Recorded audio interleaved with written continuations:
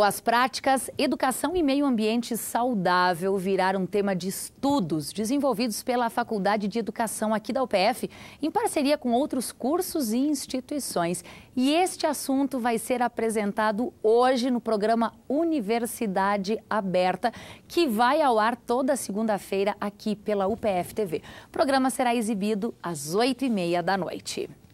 Bom, a chuva deu uma trégua e a semana começou com tempo seco em Passo Fundo e região. As temperaturas estão até um pouco mais altas e não deve chover nos próximos dias. Confira os detalhes. A previsão do tempo para terça-feira é de sol em Passo Fundo sem chuva, mínima de 11 graus e máxima de 21. A quarta-feira será de dia ensolarado, com temperatura mínima na casa dos 13 graus e a máxima que chega a 22. Em épocas de crise, a economia recua e as pessoas acabam por gastar um pouco menos. Os empresários precisam ser criativos para tentar manter o mesmo ritmo de vendas e não deixar o negócio desandar. Bom, olha, já aqueles que pretendem abrir o próprio negócio, apenas usar da criatividade não basta. É preciso de algo mais. E nesses tempos difíceis, como fazer? Bom, quem vai nos ajudar um pouco com esse tema é o professor de administração aqui da UPF, Anderson Neckel. Seja bem-vindo ao UPF TV, é um prazer, professor Anderson, te receber aqui. Muito obrigado, é um prazer enorme também. Você que está acostumado em algumas manhãs estar na Rádio UPF também, levando orientação, empreendedorismo, né? A gente começa te perguntando o seguinte, professor Anderson, para o comércio como um todo, o comércio de Passo Fundo, quais são as principais recomendações para esse momento? A gente sabe que o empreendedor, hoje em dia, ele tem que estar o tempo inteiro analisando o mercado, né? Porque o mercado, sentir o mercado faz parte de sentir o negócio também. Então, ele deve o tempo inteiro não analisar somente o consumidor, mas criar alternativas diversificadas. Ou seja, a gente sabe que chega nesse período, né, todas as empresas começam a oferecer promoções, né, e o consumidor ele sente como sendo algo rotineiro, né? E por que não criar algo diferente disso tudo? Trazer uma ação direcionada para esse consumidor, de certo modo fazer com que ele se sinta diferente, né? Então, existem inúmeras maneiras de chamar a atenção desse consumidor, não sendo apenas aquela promoção de final de estação, final de semestre e assim por diante, né? Então, vamos tentar acolher um pouquinho mais esses consumidores de uma forma diferenciada, né? O empreendedor, ele faz muito isso. Agora, para isso, o comerciante tem que estar muito atento àquilo que o consumidor quer, à oportunidade de comprar. O próprio presidente da CDL diz que em tempos de crise tem quem opta por chorar e tem quem opta por vender lenço. Tem que descobrir que lenço pode ser vendido nessa época do ano. Exatamente, a gente tem que perceber quais são as reais necessidades desse consumidor para fazer com que ele se sinta mais fidelizado com relação à marca, né? Então, eu crio diferenciais competitivos para fazer com que ele se sinta mais atraído e retorne à minha organização. Então, eu não trabalho só a busca de novos consumidores, mas eu trabalho um relacionamento que já deve ser construído a longo prazo. E esse é o foco principal, né? O que eu crio de relacionamento para esse meu consumidor, retornar para a minha empresa e indicar possíveis outros consumidores também. Agora, quando você fala em relacionamento, está aí ligado diretamente o atendimento que o comércio presta aos seus clientes. O atendimento ele é uma ferramenta extremamente relevante, principalmente em tempos de crise, porque a gente sabe que o consumidor ele tem características diversas, né? Ele é altamente complexo. Então, quanto mais eu conseguir entender esse meu consumidor, mais fácil vai ser de eu criar um atendimento diferenciado. Agora, quem tem um comércio lá no bairro onde mora, em proporções menores, que não o comércio que a gente encontra no centro da cidade, quem faz, de repente, doces e salgados para fora, trabalha com artesanato, vai ter que ser ainda mais criativo. Exatamente. Esse pequeno empreendedor, ou a gente pode definir como um empreendedor iniciante, ele tem que trabalhar um posicionamento diferenciado também, né? Para fazer com que aquele serviço ou aquele produto que ele esteja comercializando, ele se torna diferente, né? Ou diferente do mercado, ou diferente da própria concorrência, né? E esse posicionamento ele pode me dar base, né, para fazer com que o consumidor queira buscar esse produto e não a da concorrência, né? Então, diferenciais eu tenho que ter sempre no meu negócio. Ele tem que saber também se tem espaço na sua cidade, no seu bairro, para consumir o produto que ele vai oferecer, certo? Exatamente. A análise de mercado é extremamente importante, né? O planejamento prévio também, porque evita que eu tenha prejuízos financeiros a curto e longo prazo. Então, eu preciso estar o tempo inteiro analisando o mercado, analisando o consumidor e analisando a concorrência também, né, Thaís? E aí, depois de ele saber tudo que a concorrência faz, ele tem que descobrir o que o produto dele tem de diferente dos outros. Se há uma fórmula, ela é parecida com isso? Exatamente. O diferencial, eu acho que é o foco principal, né? Os consumidores, eles buscam produtos diferentes, serviços diferentes, para que, de certo modo, ele possa atender às suas necessidades, né? E não é só uma questão de necessidade, às vezes é uma questão do próprio sentimento em adquirir aquele serviço ou produto. Bom, professor Anderson, só para a gente encerrar, tem algum exemplo, algum caso que possa ser citado aqui, que você lembra, até de alguma atividade de extensão que vocês oferecem no curso, de formas criativas ou até mesmo ousadas de empreendedorismo que a gente possa compartilhar aqui?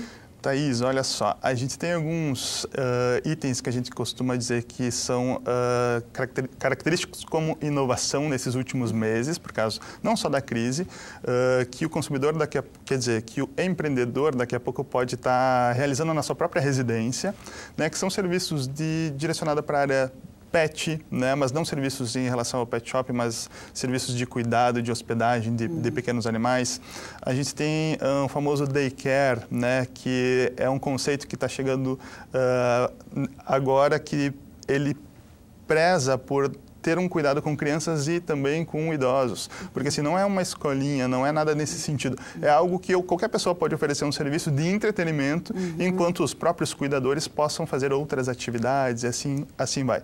Tem uma ideia que eu gosto muito, que é o organizador, né? Esse organizador é uma tendência também, que ele trabalha mais com um foco doméstico, né? E esse organizador, ele vem como um organizador de documentos, um organizador de armários, roupas, enfim. Já mostramos né? em reportagem aqui também casos como esse. Que é algo completamente diferente, que pode ser realizado na casa do consumidor ou na sua própria residência, né? Sem ter nenhum custo muito elevado com isso. Que bacana, muito bom. Olha, ótima semana de trabalho para você. Obrigado. Obrigada.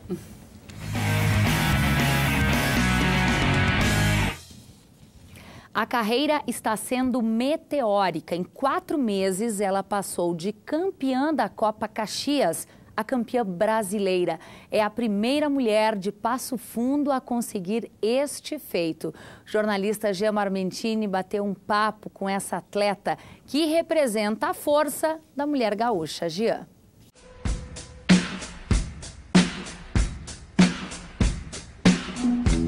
Bom, pessoal, a carreira dessa passofundense podemos dizer que é meteórica, a rotina de treinos é intensa. Para você ter uma ideia, ela foi campeã em março da Copa Caxias. Depois, em junho, ela disputou o Campeonato Gaúcho. Nessa competição, ganhou o troféu overall, que quer dizer a melhor entre as melhores. E agora, recentemente, em julho, foi campeã brasileira numa etapa em Cuiabá, Mato Grosso. Eu falo de Carol Almeida, Carolina de Almeida. Tudo bem, Cal? Tudo tranquilo? Tudo bem, prazer. Tudo bem. E a preparação? A mil, vamos lá, vamos encarar agora o Sul-Americano e já estamos na preparação novamente. Tua carreira está sendo rápida, né, Carolina? Uma etapa assim, olha, de março para cá, chegou até o Brasileiro. E o que representa isso, assim, para ti, para quem gosta desse esporte? Jean, muito rápida mesmo, por ser meu primeiro ano de competição, né? Muitos atletas ficam anos tentando conquistar um campeonato gaúcho, né? E eu já conquistei esse ano todos esses troféus. Para mim é uma satisfação enorme, quer dizer que a nossa dedicação tá valendo a pena, né? Fui pro Brasileiro e, para nossa surpresa, representando o nosso estado, a gente veio com o troféu de campeã brasileira na categoria Body Fitness acima de 168. Agora, nossa previsão é ir pro Sul-Americano, né? Que isso já me garante vaga para 2016, o Circuito Arnold Classic. E o que é esse Circuito Arnold Classic? Cara, o Circuito Arnold Classic é, dentre todos os campeonatos de fisiculturismo, o campeonato mais expressivo, né? É onde te coloca a nível internacional, né? E se eu for bem, conforme for minha colocação, eu já me torno um atleta profissional. A tua rotina, como é que é de treinos? É muito puxada? Porque é uma curiosidade que as pessoas têm, né, Carolina? Claro, claro. Nesta fase que a gente chama pré-contest, eu tenho 7 semanas agora pro Sul-Americano, né? A minha fase de treinamento é bem intensa. Eu treino 2 turnos, né? Onde eu treino bastante exercício aeróbico, bastante cardiovascular, porque na minha categoria eu preciso estar com um percentual de gordura muito baixo. Então eu tô fazendo 2 treinos de aeróbico por dia, né? Um pós-treino e um à noite, e também musculação. A minha categoria, que é a Body Fitness, as atletas são classificadas por altura, né? Então, como eu tenho 1,73 m, eu entro na categoria acima de 1,68 m. Não tem essa questão de tá com o peso, ter que respeitar uma categoria de peso? Não, na minha categoria não existe peso, né? Mas é uma categoria que exige, que nem eu te falei, um percentual de gordura bem baixo. Então eu preciso estar com o meu abdômen muito marcado, ombro muito marcado, as costas, a Body Fitness é o shaping Y que a gente fala, né?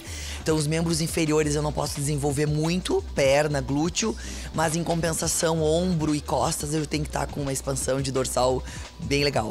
E, Cal, a gente viu em algumas fotos aí da tua etapa do Brasileiro, né?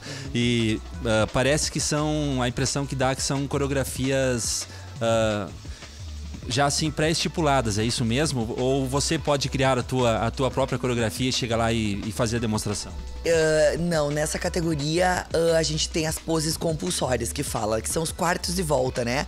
Então o atleta sobe no palco, a gente entra todas ao mesmo tempo, e aí tem a pose de frente, a pose de lado, que é igual pra todas. É a pose de costas, e aí você volta de frente de novo pros árbitros. Ok, Cal, muito bom falar contigo, sucesso aí. Quando é que vai ser a etapa mesmo desse Sul-Americano? Dia 10 a 14 de setembro em Peru, em Lima, no Peru. Tá aí então. Tá aí, 7 semanas. Tá bom. Muito obrigado pelo papo. Vocês conheceram um pouco da Carol Almeida, essa fisiculturista de Passo Fundo, mulher, a primeira a ser campeã gaúcha e a primeira a ser campeã brasileira nessa categoria. A gente volta pro estúdio. Valeu. O Canal de Notícias volta amanhã, sempre ao vivo, ao 12h30. A edição de hoje você pode assistir às 7h30 da noite e às 10h30 da noite. Obrigada pela sua companhia, um ótimo início de semana e até amanhã.